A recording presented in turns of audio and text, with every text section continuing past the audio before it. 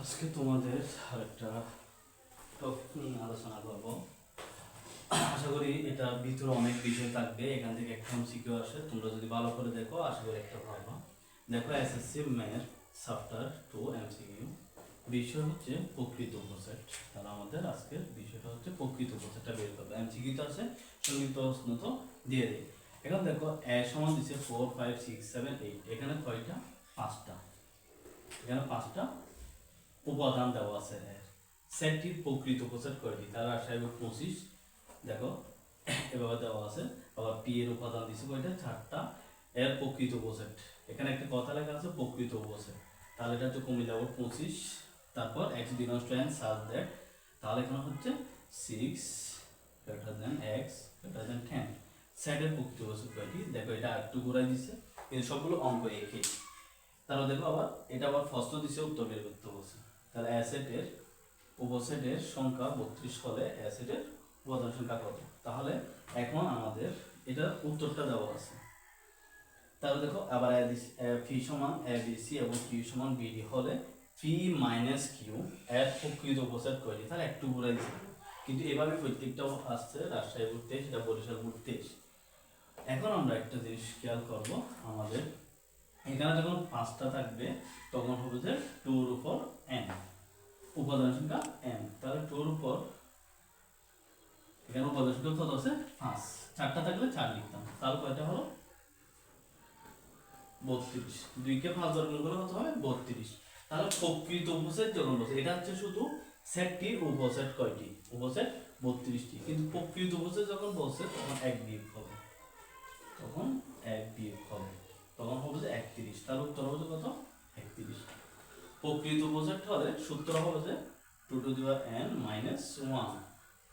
উপাদান সংখ্যার উপর যখন উপাদান সংখ্যা যত হবে তারপর 2 2 এর উপর এটা দিলে উপাদান সংখ্যার মানটা বসাবো। 4 থাকলে 4, 5 থাকলে 5।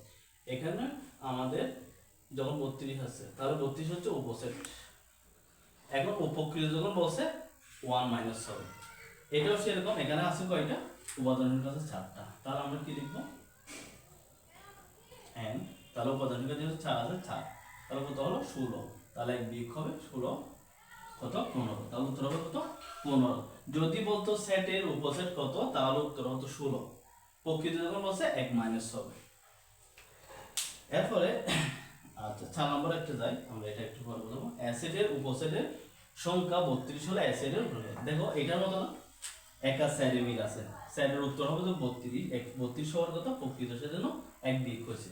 এখানে দেখুন 32 দেওয়া আছে, তাহলে উপাদান সংখ্যা কত? মানে এখানে উপাদান সংখ্যা কত? তাহলে আমরা এটা শর্টকাটে যদি বলতে পারি 32 কখন হয়?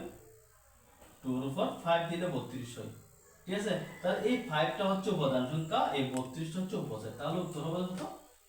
5। এরপর আসি পি সমান এ বি সি এবং কিউ সমান বিডি হলে, তাহলে পি মাইনাস কিউ বলছে। তাহলে শর্টকাটে যারা অঙ্কন করছো একটু খেয়াল করবা, এটা থেকে এটা বিয়োগ হবে, তাহলে এটার উপাদান এটার উপাদান মিল থাকলে কি হবে? তাহলে বি বি চলে যাবে। আর কি থাকে?